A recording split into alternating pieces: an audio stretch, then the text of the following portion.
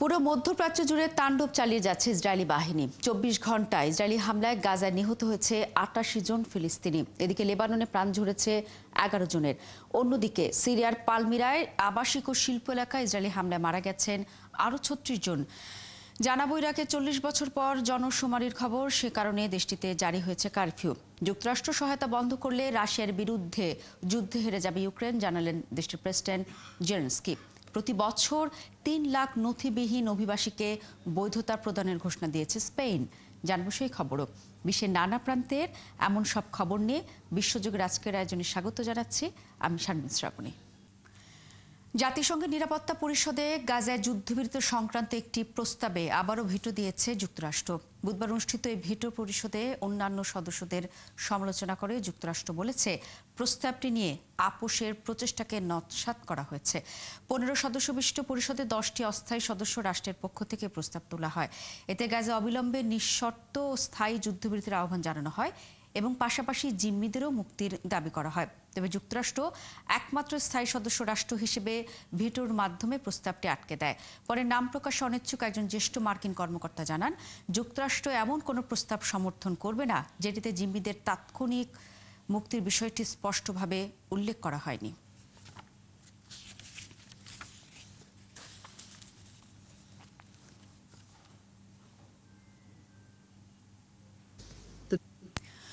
Saudi আরবের যুবরাজ, প্রধানমন্ত্রী ও দেশটির ডিফেক্টো নেতা মোহাম্মদ বিন সালমানের বিরুদ্ধে রাষ্ট্রীয় তহবিল ও ক্ষমতার অপব্যবহারের অভিযোগ এনেছে হিউম্যান রাইটস ওয়াচ HRW। বুধবার 93 পৃষ্ঠার এক প্রতিবেদনে সংস্থাটি জানায়, 2017 সাল থেকে চলমান দুর্নীতি বিরোধী অভিযানের নামে সৌদির ভিন্ন মতাবলম্বী ব্যবসায়ী ও ধনকুবেরদের কোম্পানি ও সম্পত্তি জব্দ করেছেন সৌদি যুবরাজ। পরে সেসব রাষ্ট্রীয় তহবিল পাবলিক ইনভেস্টমেন্ট ফান্ডে অন্তর্ভুক্ত করেছেন তিনি। এক দশক আগে যেখানে এই তহবিলের সম্পদের পরিমাণ ছিল $8,400 কোটি, সেখানে বর্তমানে এটির পরিমাণ পৌঁছেছে $92,500 কোটি।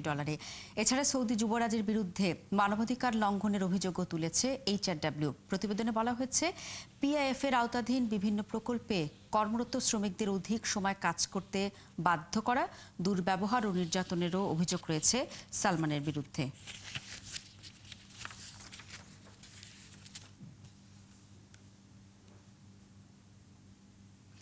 চল্লিশ বছর পর জনশুমারি শুরু হয়েছে ইরাকে। বুধবার থেকে শুরু হয়েছে এই শুমারি। কর্মীদের নিরাপত্তার জন্য সারা দেশে কারফিউ জারি করেছে ইরাকের সরকার। বুধ ও বৃহস্পতি এই 2 দিনে দেশটির বাসিন্দাদের 70টির বেশি প্রশ্ন করা হবে। এক বাড়িতে কয়জন বাস করেন, বাসিন্দাদের স্বাস্থ্যের অবস্থা, শিক্ষাগত যোগ্যতা, কর্মসংস্থান, গাড়ির সংখ্যা, এমনকি জীবনযাত্রার মান জানতে, একটি বাড়িতে কী ধরনের অ্যাপ্লায়েন্স আছে তা জানার জন্য এই জনশুমারি। প্রায় 1,40,000 কর্মীকে জনশুমারির জন্য প্রশিক্ষণ দেওয়া হয়েছে। তারা তথ্যগুলি ট্যাবলেটে লিপিবদ্ধ করবেন, তাই 24 ঘন্টার মধ্যে প্রাথমিক তথ্য পাওয়া যাবে বলে কর্তৃপক্ষ জানিয়েছে। আর 2 মাস পর পুরো ফল প্রকাশ করা হবে। ইরাকের জনসংখ্যা প্রায় 4.5 কোটি বলে ধারণা করা হয়।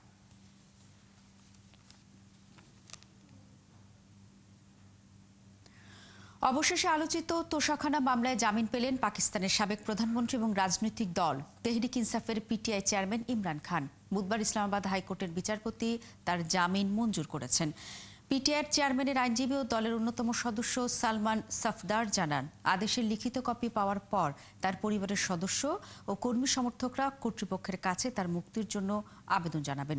তবে পাকিস্তানের তথ্যমন্ত্রী আতাউল্লাহ জানিয়েছেন, এখনই কারাগার থেকে মুক্তি মিলছে না ইমরান খানের, কারণ গত বছর 9 থেকে 12 মে পাকিস্তান জুড়ে PTIর কর্মী সমর্থকদের দাঙ্গায় উস্কানি দেওয়ার অভিযোগে ইমরানের বিরুদ্ধে যেসব মামলা চলছে পাকিস্তানের বিভিন্ন আদালতে, সেগুলোতে এখনও তিনি জামিন পাননি।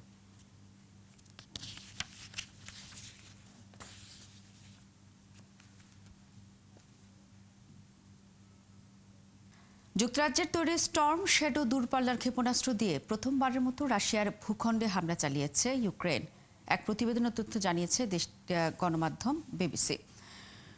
ইউক্রেনের সীমান্তবর্তী কুর্স্ক অঞ্চলে হামলা চালানো হয়। স্থানীয়রা কুর্স্ক অঞ্চলে ক্ষেপণাস্ত্রের ধ্বংসাবশেষ খুঁজে পেয়েছেন বলে প্রতিবেদনে বলা হয়েছে। এ বিষয়ে ব্রিটিশ প্রধানমন্ত্রী কিয়ার স্টারমারের কার্যালয় কোনো মন্তব্য করতে অস্বীকৃতি জানিয়েছেন।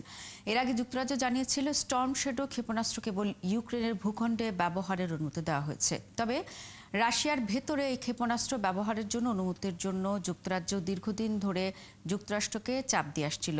এর আগে মঙ্গলবার যুক্তরাষ্ট্রের তৈরি দূরপাল্লার ক্ষেপণাস্ত্র ব্যবহার করে কুর্স্ক অঞ্চলে হামলা চালায় ইউক্রেন।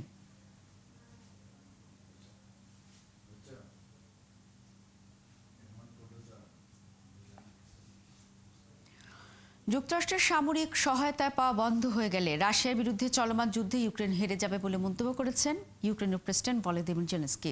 ফক্স নিউজকে দেয়া এক সাক্ষাৎকারে তিনি কথা বলেন।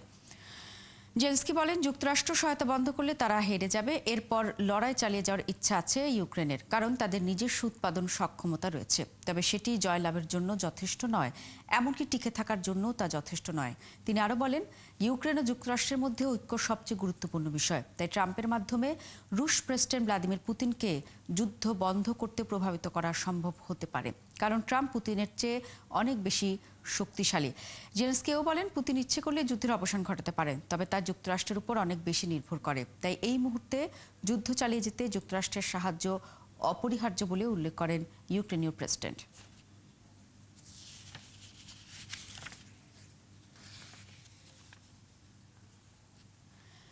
রাশিয়া পারমাণবিক যুদ্ধের সম্ভাব্য ঝুঁকি মোকাবেলায় মোবাইল বোমা শেল্টার স্থাপন শুরু করেছে। KUBN নামের এই বিশেষ আশ্রয়কেন্দ্রগুলো পারমাণবিক বিস্ফোরণের শকওয়েভ রেডিয়েশনের পাশাপাশি প্রচলিত অস্ত্রের বিস্ফোরণ, ধ্বংস, রাসায়নিক পদার্থ, আগুনের মতো বিভিন্ন ঝুঁকি থেকে সুরক্ষা দিতে সক্ষম। আরও জানাচ্ছেন মনিরুজ্জামান বাবু। These bomb shelters are designed to protect. ভ্রাম্যমাণ বোমা আশ্রয় কেন্দ্র নাম শুনেই বোঝা যাচ্ছে বোমা হামলার হাত থেকে রক্ষা পাওয়ার জন্য তৈরি কোনো স্থান। তবে এটা সাধারণ কোনো বোমা হামলার জন্য নয়। পারমাণবিক বোমা হামলাজনিত শকওয়েভ ও তেজস্ক্রিয়তা সহ নানা ধরনের হুমকি থেকে সুরক্ষায় ভ্রাম্যমাণ বোমা আশ্রয় কেন্দ্র। আর এটি নির্মাণ শুরু করেছে রাশিয়া। সম্প্রতি ইউক্রেনকে যুক্তরাষ্ট্রের তৈরি অস্ত্র দিয়ে রাশিয়ার অভ্যন্তরে হামলা চালানোর অনুমতি দিয়েছে যুক্তরাষ্ট্র। আর এরপরই নড়েচড়ে বসেছে রাশিয়া। পারমাণবিক অস্ত্র ব্যবহারের নীতিমালা শিথিল করে নতুন একটি ডিক্রিতে স্বাক্ষর করেছেন রুশ প্রেসিডেন্ট ভ্লাদিমির পুতিন। রাশিয়ার জরুরি বিষয়ক মন্ত্রণালয়ের গবেষণা ইনস্টিটিউট বলেছে, KUBM নামের এসব আশ্রয়কেন্দ্র পারমাণবিক বোমা হামলা এবং অন্যান্য প্রাকৃতিক ও মানব সৃষ্ট বিপর্যয় থেকে 48 ঘন্টার জন্য সুরক্ষা দিতে পারে। যেসব পরিস্থিতি থেকে আশ্রয় কেন্দ্রগুলো সুরক্ষা দিতে পারে সেগুলো হলো বিস্ফোরণ ও প্রচলিত অস্ত্রের আঘাত, ভবন থেকে নেমে আসা ধ্বংসস্তূপে চাপা পড়া এবং বিপজ্জনক রাসায়নিক দ্রব্য ও অগ্নিকাণ্ডের প্রভাব। এটি দেখতে জাহাজে পণ্য পরিবহনে ব্যবহৃত মজবুত কন্টেইনারের মতো। এর দুটি মডিউল রয়েছে। একটি কক্ষে 54 জন আশ্রয় নিতে পারবেন, অন্যটি কারিগরি ব্লক হিসেবে ব্যবহারের জন্য। প্রয়োজনে একটি আশ্রয় কেন্দ্রে আরও মডিউল যুক্ত করা যাবে। যদিও এমন আশ্রয় কেন্দ্রের নির্মাণ কাজ শুরুর সঙ্গে বর্তমান কোনো সংকটের সম্পর্ক নেই বলে জানিয়েছেন সংশ্লিষ্ট কর্তৃপক্ষ। গবেষণা ইনস্টিটিউট বলেছে, শুধু পারমাণবিক হামলা থেকেই রক্ষাই নয়, ভ্রাম্যমাণ এসব আশ্রয়কেন্দ্র নানাবিধ কাজের উপযোগী করে নির্মাণ করা হচ্ছে। এগুলো লোকজনকে প্রাকৃতিক বিপর্যয় ও মানবসৃষ্ট দুর্ঘটনা সহ বিভিন্ন ধরনের হুমকি থেকে সুরক্ষা দিতে পারবে। মনিরুজ্জামান বাবু, ৭১। সাময়িক বন্ধ থাকার পর যুক্তরাষ্ট্র কিয়েভে তাদের দূতাবাস পুনরায় চালু করেছে। বুধবার রাশিয়ার সম্ভাব্য বড় ধরনের বিমান হামলার হুমকির পর দিনের বেলা বন্ধ থাকলেও কয়েক ঘন্টার মধ্যে দূতাবাসের কার্যক্রম স্বাভাবিক হতে শুরু করে। মার্কিন পররাষ্ট্র মন্ত্রণালয় জানিয়েছে, বৃহস্পতিবার থেকে দূতাবাসের কার্যক্রম সম্পূর্ণরূপে স্বাভাবিক করার পরিকল্পনা রয়েছে। সামাজিক যোগাযোগ মাধ্যমে কিয়েভ দূতাবাসে নিযুক্ত মার্কিন রাষ্ট্রদূত ব্রিজেট ব্রিঙ্ক জানান, দূতাবাস পুনরায় চালু হয়েছে। তবে তিনি যুক্তরাষ্ট্রের নাগরিকদের সতর্ক থাকার ও ইউক্রেনের সরকারি আপডেট পর্যবেক্ষণ করার আহ্বান জানান। এছাড়া বিমান হামলার সতর্কতা জারি হলে তাৎক্ষণিকভাবে নিরাপদ আশ্রয়ে যাওয়ার জন্য প্রস্তুত থাকতেও বলেন। ইতালি ও গ্রিস তাদের দূতাবাস সাময়িকভাবে বন্ধ ঘোষণা করেছে। ফরাসি দূতাবাস খোলা থাকলেও নাগরিকদের সতর্ক থাকার নির্দেশ দিয়েছে। এদিকে ক্রেমলিন থেকে জানানো হয়েছে, এ বিষয়ে তাদের কোনো মন্তব্য নেই।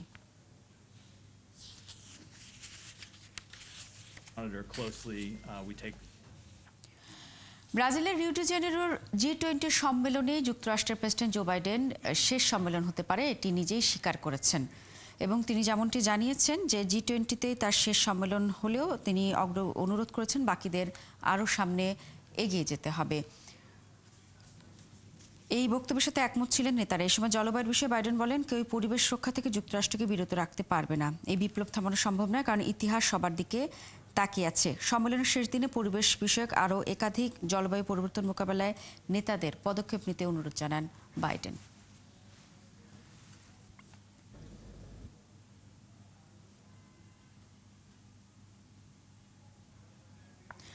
দক্ষিণ এশীয় অভিবাসন প্রত্যাশীরা দ্রুত বৈধতা পেতে সাম্প্রতিক বছরগুলোতে বেছে নিচ্ছেন ইউরোপের দেশগুলোকে। পর্তুগালে সাধারণ নিয়মে বৈধকরণ প্রক্রিয়া বন্ধ হয়ে যাওয়ার পর অভিবাসন প্রত্যাশীরা এখন স্পেনমুখী।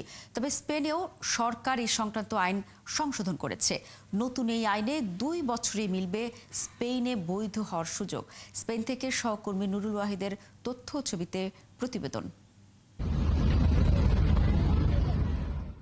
বিগত কয়েক বছর ধরে দক্ষিণ এশিয়ার বিভিন্ন দেশ থেকে আসা অভিবাসীদের অন্যতম প্রিয় গন্তব্য হয়ে উঠেছে দক্ষিণ পশ্চিম ইউরোপের দেশ স্পেন। আগে স্পেনে 3 বছর থাকার পর কয়েকটি শর্ত পূরণ করে বৈধ হওয়ার নিয়ম ছিল। তবে সম্প্রতি দেশটিতে শ্রমিক সংকট দেখা দেয়ায় 19 নভেম্বর অভিবাসন আইন সংশোধন করে নতুন আইন পাশ করে সংসদ।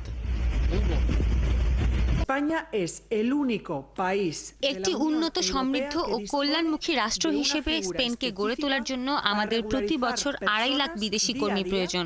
তাই আমরা সিদ্ধান্ত নিয়েছি যে দেশে এখন যত সংখ্যক নথিবিহীন অভিবাসী রয়েছে তাদেরকে পর্যায়ক্রমে স্পেনে বৈধভাবে বসবাসের সুযোগ এবং ওয়ার্ক পারমিট প্রদানের।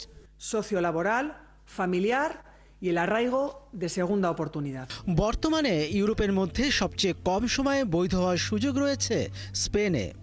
নতুন এই আইনে সহজ শর্তে যে কোনো অভিবাসন প্রত্যাশী 2 বছর এই দেশে অবস্থান করেছেন এই প্রমাণ দিতে পারলেই বৈধ হওয়ার জন্য কাগজ জমা দিতে পারবেন। আগে যে কন্ট্রাক্টটা ছিল, যে পেপার জমা দেওয়ার জন্য যে কন্ট্রাক্টটা দিতে হতো সেটা ছিল 8 ঘন্টা। এইটাকে এখন মিনিমাম করে নিয়ে আসছে। এর মানে 8 ঘন্টা কম দিলেও চলবে। এক্ষেত্রে আপনারা এই পেপারটি জমা দিতে পারবেন 2025-এর মে মাসের 19 তারিখ থেকে। স্পেনে মোট 5টি ক্যাটাগরিতে বৈধতার সুযোগ রয়েছে। তবে নতুন এই আইনে আগামী 3 বছরে মোট 9 লক্ষ অভিবাসন প্রত্যাশীকে বৈধ হওয়ার সুযোগ দেওয়া হবে। প্রতি বছর 3 লাখ নথিবিহীন অভিবাসীকে বৈধতা দানের ঘোষণা দিয়েছে স্পেন। এটি 20 মে 2025 থেকে কার্যকর হয়ে 2027 সাল পর্যন্ত চলবে। মনিরুজ্জামান বাবু, 71। ভারতের অন্যতম শীর্ষ ধনী গৌতম আদানির বিরুদ্ধে যুক্তরাষ্ট্রে ঘুষ জালিয়াতির অভিযোগ আনা হয়েছে। বুধবার নিউ ইয়র্কের একটি আদালতে অভিযোগ করা হয়েছে তিনি 25 কোটি মার্কিন ডলারের ঘুষকাণ্ডে জড়িত এবং বিষয়টি গোপন রেখে যুক্তরাষ্ট্রের বাজার থেকে তিনি অর্থ সংগ্রহ করেছেন। অভিযোগ করে বলা হয়েছে আদানি ও তার শীর্ষ কর্মকর্তারা ভারতের সরকারি কর্মকর্তাদের ঘুষ দিয়ে নবায়নযোগ্য জ্বালানি খাতে লাভজনক চুক্তি করেছেন। এই চুক্তিগুলি থেকে 20 বছরে 200 কোটি ডলারের বেশি মুনাফা অর্জনের আশা করা হয়েছে। এ বিষয়ে আদানি গ্রুপ তাৎক্ষণিকভাবে কোনো প্রতিক্রিয়া জানায়নি। এই ছিল আজকের আয়োজনে। কাল একই সময় আবারও চোখ রাখুন একাত্তরের ফেসবুক পেজ এবং সাবস্ক্রাইব করুন একাত্তরের ইউটিউব চ্যানেল।